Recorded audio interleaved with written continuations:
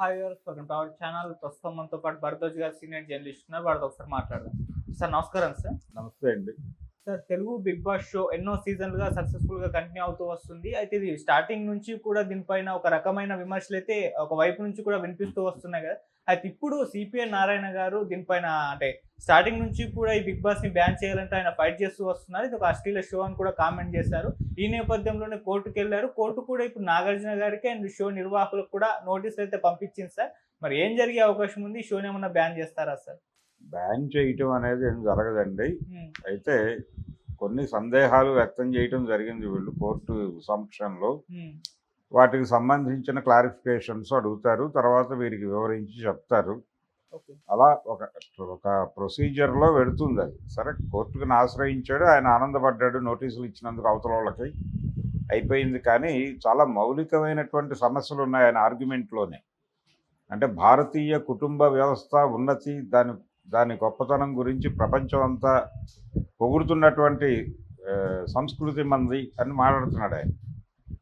ఈ మాట్లాడుతున్న క్రమంలో ఆయన నెమ్మదిగా ఎటువైపు జారుతున్నాడు అనేది చూడాలి. కుటుంబ వ్యవస్థ అనేది సర్వోన్నతము, అది ఉత్కృష్టము అని మాట్లాడే క్రమంలో ఆయన ఇంకొక దారుణమైన స్టేట్మెంట్ ఏమిచ్చాడంటే, నారాయణ గారు, భార్యాభర్తలు కానివారు ఒకే మంచం మీద కూర్చోవడం అనేది ఎలా సబబు అంటున్నాడు ఆయన. ఈ శీల పరిరక్షణ కార్యక్రమం అవసరమా అనేది నా ఉద్దేశం. అంటే భార్యాభర్త అయినప్పటికీ వాళ్ళిద్దరూ వేరువేరు యూనిట్లు, మనుషులుగా వారు వేరే, వారు కలిసి ఉండాలి అని అనుకున్నారు, ఉంటారు. వాళ్ళ మధ్య ఎప్పుడు ఏ సమస్య వచ్చినా వాళ్ళు విడిపోతారు. కానీ రెగ్యులర్గా మానిటరింగ్ ప్రోగ్రామ్, ఒక ధర్మము అనే పేరుతోనో లేకపోతే మరొక పేరుతోనో వాళ్ళ మీద మానిటరింగ్ పెట్టడం.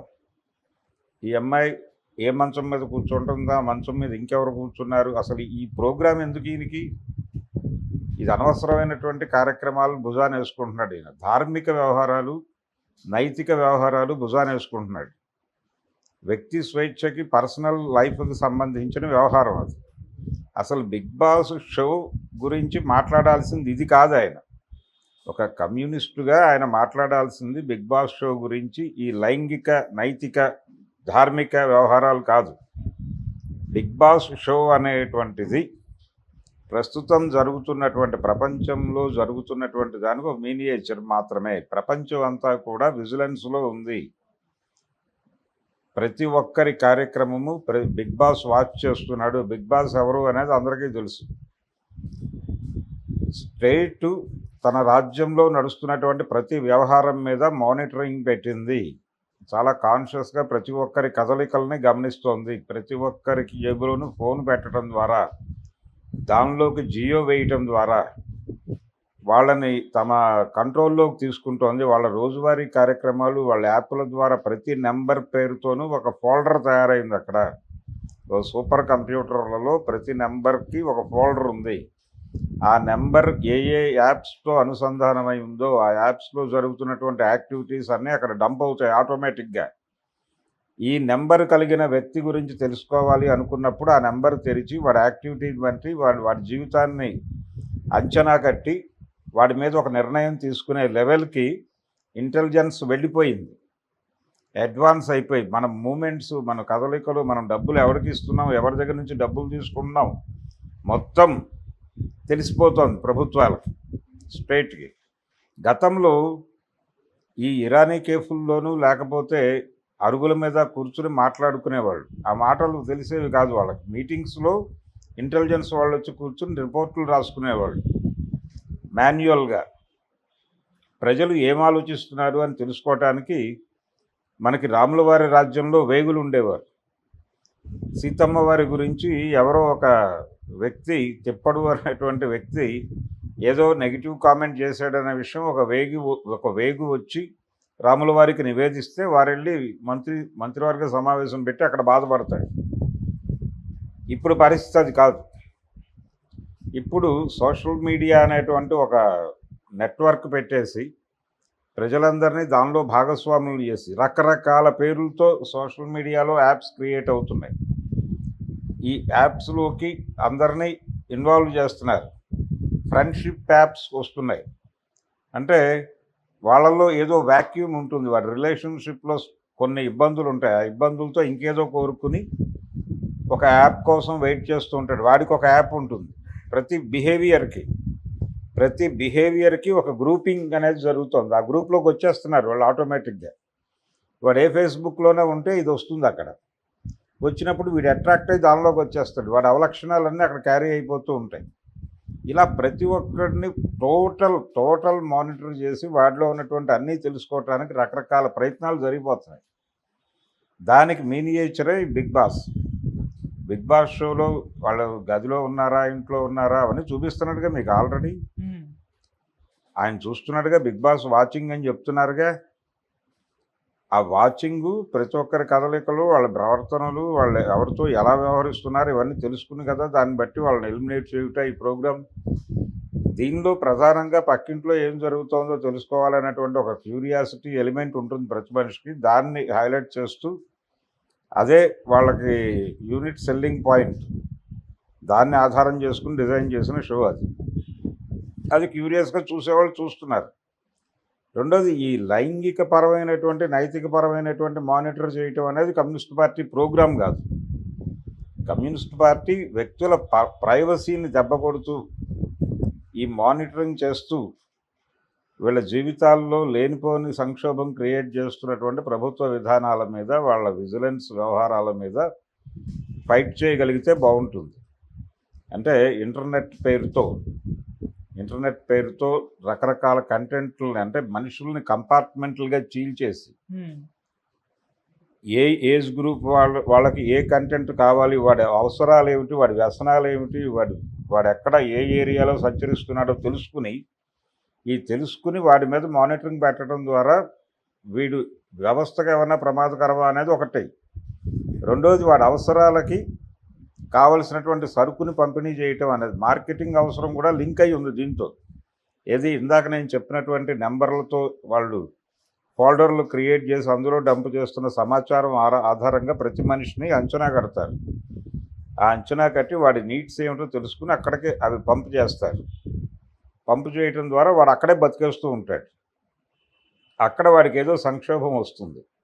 పక్క కంపార్ట్మెంట్ వాడితో నా కంపార్ట్మెంట్లో ఇది జరుగుతోందని చెప్పుకోలేడు. వాడు అదే కంపార్ట్మెంట్లో ఏడుస్తూ చచ్చిపోతాడు అక్కడే ఆత్మహత్య చేసుకుని. ఇది జరుగుతోంది. ఒక ఇంట్లో నలుగురు ఉంటే, ఒక తండ్రి, ఒక తల్లి, ఒక కొడుకు, కూతురు ఉంటే వీళ్ళు నలుగురు ఒక యూనిట్గా లేరు. ఎవరి కంపార్ట్మెంట్లో వారు ఉన్నారు. ఆ కంపార్ట్మెంట్ సంక్షోభాన్ని పక్క కంపార్ట్మెంట్తో పంచుకోవడానికి ఎవరూ సిద్ధంగా లేరు. వాళ్ళలో ఆ కంపార్ట్మెంట్లో ఏదైనా సమస్య వస్తే చచ్చిపోతున్నారు వాళ్ళు. ఆత్మహత్యలు పెరిగిపోయినాయి సమాజంలో. దీన్ని కదా అడ్రస్ చేయాల్సింది మీరు కమ్యూనిస్ట్ పార్టీలుగా. మారినటువంటి ప్రపంచం, ఇంటర్నెట్ యుగంలో మానవ సంబంధాల్లో వచ్చిన మార్పులు, దీన్ని బద్దలు కొట్టి వాళ్ళని యునైట్ చేసి ఒక ఇష్యూ మీద ఫోకస్డ్గా వాళ్ళు ఫైట్ చేసేలాగా వాళ్ళని యునైట్ చేయటం అనేది నీ ప్రోగ్రామ్ అవ్వాలి. అది మానేసి ఈ మానిటరింగ్ ఎందుకు నీకు, ఈ లైంగిక పరమైనటువంటి ధార్మిక విషయాల గోల ఎందుకు? అవి చూసుకోవడానికి ఎలాగూ సనాతన స్వాములు ఉన్నారు. లేకపోతే పవన్ కళ్యాణ్ గారు ఉన్నారు అక్కడ, సనాతన ధర్మ పరిరక్షకుడు. ఒకే మంచం మీద భార్యాభర్తలు కానివారు కూర్చున్నారు అని పవన్ కళ్యాణ్ బాధపడితే మనం అర్థం చేసుకోగలం. ఒక కమ్యూనిస్ట్ పార్టీ నాయకుడు ఒక మంచం మీద భార్యాభర్తలు కానివారు కూర్చుంటే ఆయన బాధపడితే ఆయన చూసి జాలిపడటం తప్ప చేయగలిగింది ఏమీ ఉండదు. అందుకని నారాయణ గారు ఆయన వయసు పెరగటం చేత నెమ్మదిగా ధార్మిక కోణం వైపు వెళ్ళిపోతున్నాడు. ఆయన్ని కమ్యూనిస్ట్ పార్టీ అనడం కన్నా కూడా సిపిఐ కాషాయం అనడం బెటర్. అంటే సిపిఐ హిందుత్వగా ఏమన్నా మారిపోయిందా, సిపిఐ సనాతన ధర్మంగా ఏమైనా మారిపోయిందా అనేది సందేహం.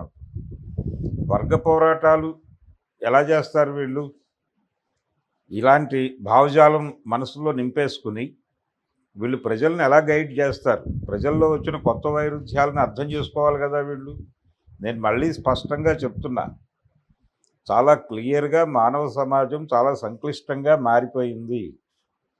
ఇంటర్నెట్ వచ్చాక జీవితాల్లోకి చాలా గందరగోళం ప్రవేశించింది. మానవ సంబంధాలన్నీ గందరగోళం అయిపోయినాయి.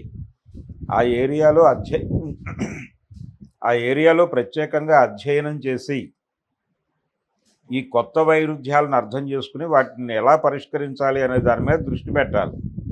అది మానేసి తోక వెంబడి నారాయణ అన్న పద్ధతిలో వెళ్ళిపోతున్నాడు ఆయన.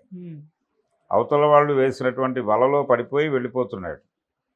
ఇది తప్పు.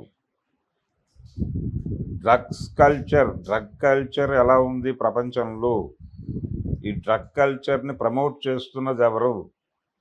కేవలం సినిమా వాళ్ళు లేకపోతే కాలేజీ స్టూడెంట్సే డ్రగ్ తీసుకుంటారు, మిగిలిన వాళ్ళు ఎవరు డ్రగ్ ముట్టుకోరు అనేటువంటి నెరేటివ్ నేపథ్యంలో జరుగుతున్నటువంటి దారుణాలు ఏమిటి? డ్రగ్ సరఫరాలో కేవలం అంటే డ్రగ్స్ అనేవి నైజీరియన్స్ మాత్రమే సరఫరా చేస్తారు అనేటువంటి నెరేటివ్ని కూడా కల్పించారు. కానీ ఇక్కడ రాజకీయ పార్టీల ప్రమేయం లేకుండా డ్రగ్ సరఫరా జరగటం లేదు అనేది చాలా సుస్పష్టం. ఆ ఏరియాలో పనిచేసే వాళ్ళు ఎవరో వెలికి తీయండి కమ్యూనిస్ట్ పార్టీగా, అప్పుడు ప్రజలు మిమ్మల్ని భుజాలకు ఎత్తుకుంటారు. ఇలాంటివి అనేకం ఉన్నాయి ఇంకా పట్టించుకుని వీళ్ళు ఫైట్ చేయాల్సినటువంటి అంశాలు. మార్కెట్ ఎకానమీ జీవితాల్లోకి తీసుకొచ్చినటువంటి సంక్షోభాలను పట్టించుకోండి. కార్పొరేట్ స్కూళ్ళ పేరుతో జరుగుతున్న దోపిడీని పట్టించుకోండి. ప్రభుత్వం రాజ్యాంగాన్ని చంపేసి కార్పొరేట్లకు ప్రజల్ని కట్టబెట్టి చంపించేస్తున్నటువంటి విధానం చూడండి. అభివృద్ధి పేరుతో జనాల్ని చంపేస్తున్న దాన్ని అర్థం చేసుకొని ఆ ఏరియాలో పనిచేయండి. అది మానేసి ఈ లైంగిక ధార్మిక గొడవల గురించి ప్రకటనలు ఇచ్చి బిగ్ బాస్ మీద కోర్టులో కేసులు వేయటానికి ఇంకా 100 విషయాలు ఉన్నాయి, చాలా ఇంపార్టెంట్ విషయాలు.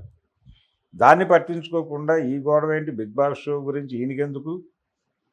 అది చాలా క్లియర్గా బిగ్ బాస్ అనేటువంటిది ఒక డిజైన్డ్ ప్రోగ్రామ్. అది ఈ రోజున నాగార్జున గారు డిజైన్ చేసింది కాదు. అది అంతర్జాతీయంగా చాలా దానిలో ప్రపంచం అంతా కంట్రోల్లో ఉంది. బిగ్ బాస్ వాచ్ చేస్తున్నాడు అనేటువంటి ఐడియాలోంచి పుట్టినటువంటి షో అది. దాన్ని పబ్లిక్ క్యూరియాసిటీస్తో లింక్ చేయడం ద్వారా దాన్ని సక్సెస్ఫుల్గా నడుపుతున్నారు వాళ్ళు. అన్ని భాషల్లోనూ నడుస్తోంది. ఆంగ్లంలో మొదలై నెమ్మదిగా అన్ని దేశాలలోనూ ప్రాంతీయ భాషల్లోకి తర్జుమా అయిపోయి నడిచిపోతోంది. దాని మీద కొంత ఎంప్లాయ్మెంట్ జనరేట్ అవుతోంది. వాళ్ళు ఏదో బతుకుతున్నారు ఆ డబ్బులతో. వాళ్ళ జీవితాల్లోకి ఎందుకు మీరు రాయేయాలి వెళ్ళి? మీరు పట్టించుకోదలుచుకుంటే అనేక విషయాలు ఉన్నాయి, కూర్చుని మాట్లాడుకుందాం, పట్టించుకుందాం, చేద్దాం.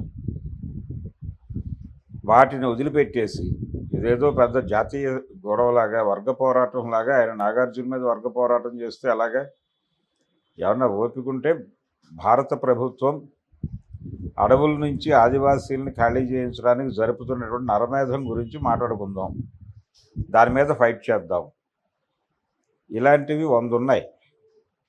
అలాగే ఏదో ఒక ప్రాంతంలో అభివృద్ధి అనే పేరుతో ఏదో ఒక ప్రాజెక్ట్ తీసుకొచ్చి దాని కింద నిర్వాసితుల్ని చేసి చాలామందిని వీధుల్లోకి గెంటేస్తున్నారు. ఎందుకు? ఆంధ్రప్రదేశ్లో జరుగుతున్నటువంటి ల్యాండ్ పూలింగా లేకపోతే పుల్లింగా? ఆ ల్యాండ్ పూలింగ్ పేరుతో ఆయన 40,000 ఎకరాలు పీల్చడానికి రెడీ అయిపోయాడు. వాళ్ళకి 20 కోట్లు వస్తుంది, మీ భూమి రేటుకి ఎకరం 20 కోట్లకు పెరిగిపోద్దని భ్రమలు కల్పిస్తున్నాడు. అక్కడ భూములు ఏమైపోతున్నాయి? ఈ ల్యాండ్ బ్యాంక్ పెంచుకుంటున్నటువంటి ప్రభుత్వాలు ఈ భూములన్నీ ఏం చేస్తాయి? కార్పొరేట్లకు కట్టబడతాయి. కార్పొరేట్లకు కట్టబెట్టడానికి ప్రజల నుంచి భూములు లాగేసుకుంటున్నటువంటి ప్రభుత్వ విధానాలకు వ్యతిరేకంగా పోట్లాడండి. ఇల్లు లేని పేదలకు ఇల్లు ఇప్పించడానికి పోరాటాలు చేయండి, భూ పోరాటాలు చేయండి. ల్యాండ్ అంటే దున్నుకోవడానికి పొలం లేని వాడి కోసం దున్నేవాడికి భూమి పోరాటాలు చేయండి. అవన్నీ మానిపడేసి ఈ బిగ్ బాస్ షో మీద కేసులు వేసుకుంటాను, ఇంకొకటి వేసుకుంటాను, పైగా సాంప్రదాయం, భారతీయ వివాహ వ్యవస్థ, కుటుంబ వ్యవస్థ అని ఈ పదాల చాలా అన్వాంటెడ్ వ్యవహారం అంతా నాన్సెన్స్ మాట్లాడుతున్నాడు ఆయన చాలా స్పష్టంగా. ఆయన మాట్లాడుతున్న మాటల్లో ఎక్కడా కూడా నాకు ఆయన ఒక కమ్యూనిస్ట్ పార్టీ నాయకుడిగా కనిపించట్లేదు. చాలా క్లియర్గా ఆయన ఒక ధార్మిక మనిషిగా కనిపిస్తున్నాడు. అంచేత నారాయణ గారు కొంచెం ధార్మికతను తగ్గించుకుని కమ్యూనిస్టు స్పిరిట్ని పెంచుకొని కొంచెం ప్రపంచాన్ని అర్థం చేసుకుని నడుచుకుంటే బాగుంటుంది. నేను ఇప్పుడు నారాయణ గారి మీద నెగిటివ్గా మాట్లాడాను కాబట్టి బిగ్ బాస్ షోని సమర్థిస్తున్నట్టు కాదు. దాని మీద నాకుండే అభ్యంతరాలు నాకున్నాయి. ఇది కాదు, ఈయనకున్న అభ్యంతరాలు కాదు. మీకేం అభ్యంతరాలు ఉన్నాయి సార్? నేను ఇందాకే చెప్పాను, అదొక దాని నుంచి అర్థం చేసుకోవాల్సి ఉంది. దాని నుంచి ప్రపంచాన్ని అర్థం చేసుకోవాల్సిన విషయం చాలా ఉంది. మన జీవితాలన్నీ మానిటరింగ్లో ఉన్నాయి. మనని ప్రతిరోజు బిగ్ బాస్ వాచ్ చేస్తున్నాడు. ఆ బిగ్ బాస్ ఎవడో ముందు చెప్పండి ప్రపంచానికి. ఆ బిగ్ బాస్ ఎవడు అమెరికా వాడు అయి ఉండొచ్చు, మరొకడై ఉండొచ్చు. మార్కెట్ వాచ్ చేస్తుంది. మార్కెట్ శక్తులు మన జీవితాల్లో జొరబడి చూస్తున్నాయి. నువ్వు ఒక రోజు తెలియకుండా అనుకోకుండా ఒక రూ. 50 ఎక్కడో ఖర్చు పెడతావు. మీకు ఆర్టిఫిషియల్ ఇంటెలిజెన్స్ ద్వారా ఆల్రెడీ మీ దీనిలో వచ్చేస్తాయి. మీరు సెర్చ్లో, ఓకే. గూగుల్ సెర్చ్లో మీరు ఏదన్నా గూగుల్తో ఇంకొక సిస్టమ్ వేరే ఊళ్ళో ఒక సిస్టమ్తో లాగిన్ అయినా మీకు ఇమ్మీడియట్గా మీ ఇష్టాలు ఏమిటి, మీవేమిటి అనేది వచ్చేస్తుంది దానిలో. అవును. మీరు 100 సిస్టమ్స్లో సెర్చ్ చేసింది ప్రతి సిస్టంలోనూ వస్తుంది. ఓకే. మీరు కూర్చుని వెళ్ళాక దాని మీద నొక్కితే మీ కథ ఏంటో అక్కడ కూర్చున్నవాడికి తెలిసిపోతుంది. అవును. ఇంత ఓపెన్గా బట్టలు ఉడదీసి ప్రపంచాన్ని చూస్తున్నాడు వాడు. ప్రైవసీ పోయింది, పర్సనల్ ప్రైవసీ అనేది పోయింది అందరికీ. దాని మీద మాట్లాడు నువ్వు. దాన్ని మాట్లాడటానికి బిగ్ బాస్ షోని వేదిక చేసుకో. బిగ్ బాస్ని చూపించి దాని వెనకాల ఉన్నటువంటి అసలు దొంగ ఎవడు అనేది కనిపెట్టి వాడి గురించి మాట్లాడు. అది మానేసి ఇక్కడ లైంగిక గొడవలు ఎందుకు మనకి? ఆ షోలో ఆ గదిలో వాళ్ళు ఏడిస్తే నీకేలా గోల? సుప్రీంకోర్టు చాలా పద్ధతిగా వ్యవహరించింది కదా. ఇద్దరు వయోజనులు వారిద్దరు ఇష్టపూర్వకముగా కలిసి ఉన్న ఎడల దాన్ని తప్పు పట్టవలసినటువంటి అవసరము లేదు అని సుప్రీంకోర్టు చాలా స్పష్టంగా జడ్జిమెంట్ ఇచ్చింది కదా ఈ మధ్య కాలంలోనే. కనీసం అంత డెమోక్రటిక్గా అయినా మనం ఆలోచించబోతే అలాగే కమ్యూనిస్టులు అయి ఉండి. అందుకని ప్రజాస్వామిక దృక్పథం పెంచుకోండి. ప్రజాస్వామ్యం స్పిరిట్ని, కాన్స్టిట్యూషన్లో ఉన్నటువంటి స్పిరిట్ని ఎలా చంపేస్తున్నాయి ప్రభుత్వాలు అనే దాని మీద దృష్టి పెట్టి పోరాటం చేయగలిగితే చేయండి. లేదంటే కంపెనీ షట్ డౌన్ చేసేసి ఆగిపోండి. అనవసరంగా ఈ ధార్మిక వ్యవహారాలు చూసుకోవడానికి ఆల్రెడీ సనాతన ధర్మకారులు చాలామంది ఉన్నారు. వాళ్ళు చూసుకుంటారు. పవన్ కళ్యాణ్ లేకపోతే మరొకరు బండి సంజయ్ గారు వారు మాట్లాడితే నేను అర్థం చేసుకునేవాడిని. ఓకే. బండి సంజయ్, పవన్ కళ్యాణ్ లాంటి వాళ్ళు ఇవ్వదగ్గ స్టేట్మెంట్ అది. ఏది నాకు బాగా మండింది ఎక్కడంటే, భార్యాభర్తలు కాని వారు ఒకే మంచం మీద ఎలా కూర్చుంటారని నేను అడుగుతాడేంటి? ఇప్పుడు ఒక గదిలో ఒక మంచం ఉంటుందండి, అది భార్యాభర్తలే వాడతారు రాత్రిపూట. అనుకోకుండా ఆ ఇంటికి ఒక అన్న వస్తాడు, ఆయన దాని మీద కూర్చుని భోజనం చేస్తాడు. దాన్ని తప్పని నువ్వెలా అంటావు? తప్పు కదా. అసలు ఆర్గ్యుమెంట్లోకి వెళ్ళటంలోనే దారుణాలు ఉన్నాయి. నీ బుర్రలో నువ్వు ఇంకేదో సంబంధము, అక్రమ సంబంధము ఇవన్నీ ఆలోచించేస్తున్నావు నువ్వు నీకు తెలియకుండానే.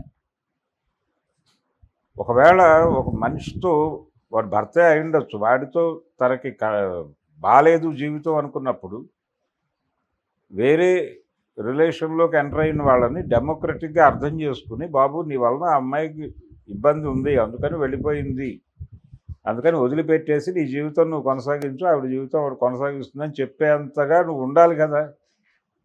నువ్వేమో పూర్తి సాంప్రదాయవాదిగా మాట్లాడేస్తే అలాంటి పంచాయతీలు మీ ఆఫీస్కి వస్తే మీరు ఎలాంటి సెటిల్మెంట్లు చెప్తారు? నువ్వు తాళి కట్టించుకున్నావు కాబట్టి బుద్ధిగా కాపురం చేయి వాడితో అని చెప్పేస్తే ఏంటి పరిస్థితి? మీ ధోరణి అలా కనిపిస్తోంది నాకు. అందుకని ఇది కమ్యూనిస్టిక్గా లేదు, ఇది ఆర్ఎస్ఎస్ విధానంలా కనిపిస్తుంది నాకు. అందుకని సిపిఐ హిందుత్వ అని పార్టీ పేరు మార్చేసుకుని ఆ పద్ధతిలో కొనసాగడం better. Okay. Thank you so much.